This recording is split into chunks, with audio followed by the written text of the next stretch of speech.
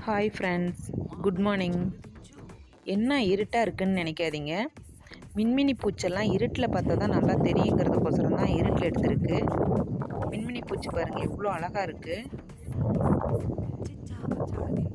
Okay friends, வீடியோவை பாருங்கள். மின்மினி பூச்சி உங்களுக்கு பிடிச்சிருந்ததுன்னா லைக் பண்ணுங்கள், ஷேர் பண்ணுங்கள், சப்ஸ்கிரைப் பண்ணுங்கள். மின்மினி பூச்சி நீங்களும் பார்த்துருக்கீங்களான்னு சொல்லுங்கள். Okay friends.